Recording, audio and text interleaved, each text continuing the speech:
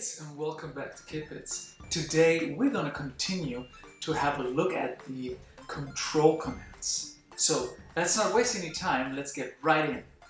So here we're back in our editor, and as you can see I prepared a little something because in order for me to show you these commands I have to use other commands in conjunction, otherwise I can't really show you anything. So the commands that I'm talking about are these ones, the if then and then the if then else. So these are the ones that I've prepared here, and right now we're going to take a look at what they're doing. So in this if then, as you can see, I put like a so-called condition into it. So it says if touching mouse pointer, then do something. So basically when I move over with my mouse to the character, it's supposed to do something. In our case, it's supposed to go to a random position. So right now it's not doing anything because I haven't triggered it. But the thing is, if I just click on it, it just triggers once and I don't have time to move my mouse. Therefore, in order to always keep checking if this condition is true, we're going to put it in a forever loop. And now the forever loop we can trigger, and now it's going to keep on checking if this condition is met. And if I now move my mouse over to the character, watch and learn. As you can see now, every time I get close to the character moves to a random position. And it's like cat and mouse, like I'm trying to catch the character, but he always gets away.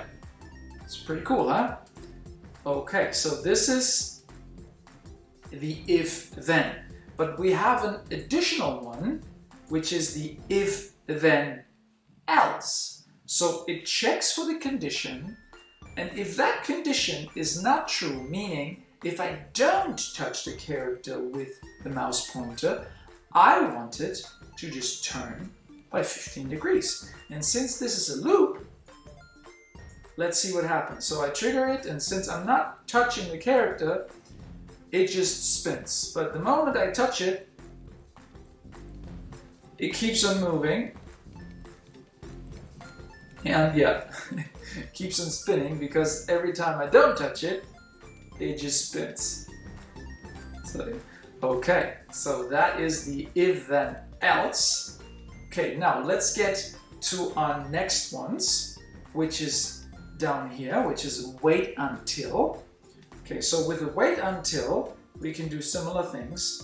Here I put another command or another condition in, which says key space pressed. So it's basically waiting for the spacebar to be pressed. Okay, so what we can do here, we can again take the random position, but I want to wait until the spacebar is pressed. Obviously, this one I can trigger like that, so it will wait until I press the spacebar.